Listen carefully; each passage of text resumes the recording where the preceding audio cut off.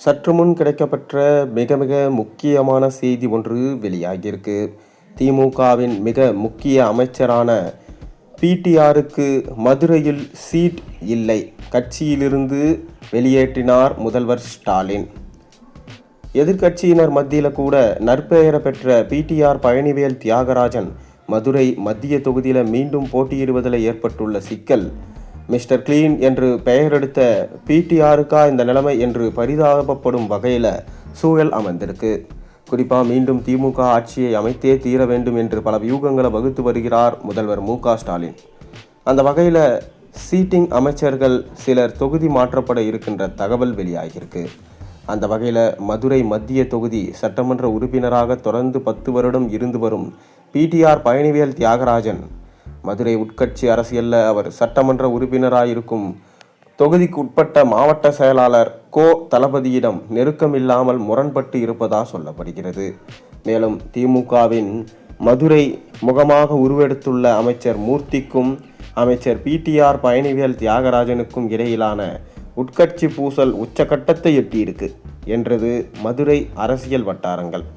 அது மட்டுமில்லாமல் அமைச்சர் பிடிஆர் பழனிவேல் ராஜன் எந்த ஒரு சிக்கலிலும் சிக்காமல் தன்னுடைய பெயரை இன்றளவும் காப்பாற்றி கொண்டாலும் கூட அவரை சுற்றி இருக்கும் ஆதரவாளர்கள் பல்வேறு முறைகேடுகளில் சிக்கி பிடிஆர் பழனிவேல் தியாகராஜனின் பெயரை மிகப்பெரிய அளவில் மதுரை மக்கள் மத்தியில் டேமேஜ் செய்து வச்சிருக்காங்க.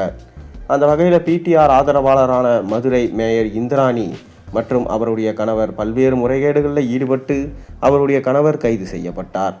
மேலும் மேயர் பதவியும் இந்திராணியிடமிருந்து பறிக்கப்பட்டது.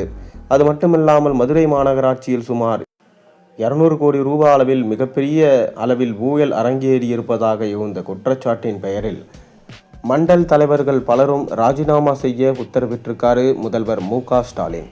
இப்படி பிடிஆரின் ஆதரவாளரான மேயர் தலைமையிலான மாநகராட்சியின் ஊழல் மதுரை மக்கள் மத்தியில் மிக பெரும் அவப்பெயரை திமுகவுக்கு பெற்றுக் கொடுத்திருக்கு. மதுரை மத்திய தொகுதியில் பிடிஆர் போட்டியிடும் பட்சத்தில் அங்கே நடக்கும் உட்கட்சி பூசல் மட்டுமில்லை, அவருடைய ஆதரவாளருக்கு மக்கள் மத்தியில் இருக்கும் அவப்பெயர் என பிடிஆர் வெற்றி பெறுவது அவரது எளிமையான காரணம் இல்லை. அதே நேரத்தில் மதுரையிலிருந்து பிடிஆர் தரப்பு மற்றும் அமைச்சர் மூர்த்தி இருவருக்கும் இடையிலான திமுக உட்கட்சி பூசலை முடிவுக்கு கொண்டு வர இந்த முடிவு எடுத்திருக்கு திமுக தலைமை. மதுரையிலிருந்து பிடிஆர் சென்னைக்கு மாற்றம் செய்து வைக்க சென்னையிலேயே தங்க வைத்து கொள்ளலாம் என்று திமுக தலைமை முடிவு செஞ்சிருக்கான்.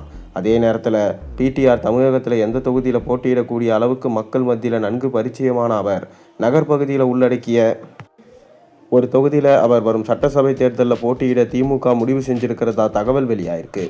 மேலும் வெள்ளாளர் சமூகம் அதிகம் உள்ள மதுரை மத்திய தொகுதிகளில் அதே சமூகத்தை சேர்ந்த முன்னாள் மேயர் முத்துவின் குடும்ப உறுப்பினருக்கு மதுரை மத்திய தொகுதியில் திமுக சார்பில் போட்டியிட வாய்ப்பு கொடுக்கலாம் என தகவல் தற்போது வெளியாகியிருக்கு.